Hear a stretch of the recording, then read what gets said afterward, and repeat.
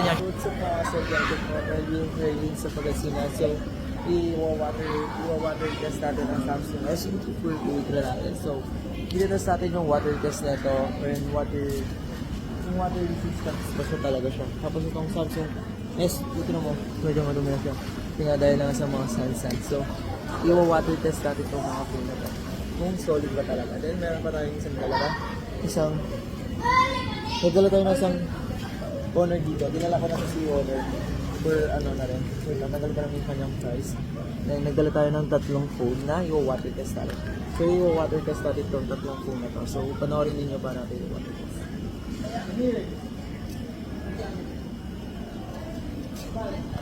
Sino ka, sir?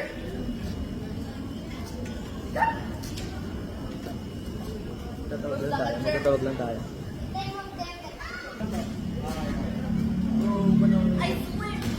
So, panoorin nyo paano ko i-water test itong tatlong phone na to. So, tingnan natin. Paano ko ba?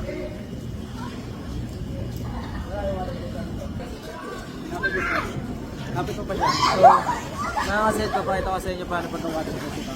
So, panoorin niyo paano pagka-water. Pisahan natin dito sa Honor. Papakita ko sa inyo paano pagka-water test.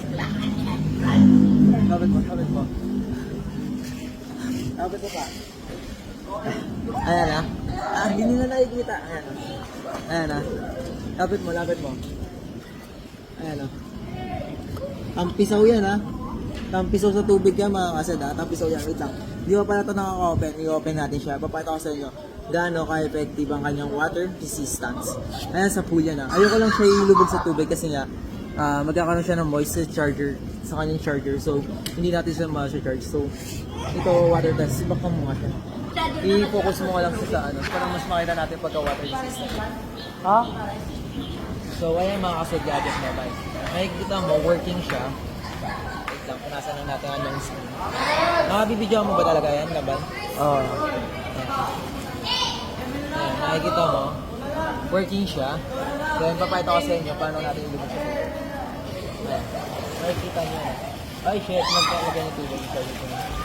Ayan, kung mapansin nyo, nilulubog natin siya. Then, maglulubog pa tayo ng isang phone. Kasi ayan, working yan. Working siya. Honor Magic 5 Pro pala to. Then, meron din tayong isang Samsung S24 Ultra dito. So, i-water test din natin. So, kanyang water test, ayan po, kung mapansin po natin, ayan po siya. Ganyan ang kanyang water test. So, ayan, ganyan ang kanyang water test. So, ayan, makikita po natin, effective talaga ang kanyang pagka-water test. So, Samsung S24 Ultra, Samsung Magmay, S24 Ultra. Sobrang solid. Take na sana. Underwater. Try natin mag-picture underwater.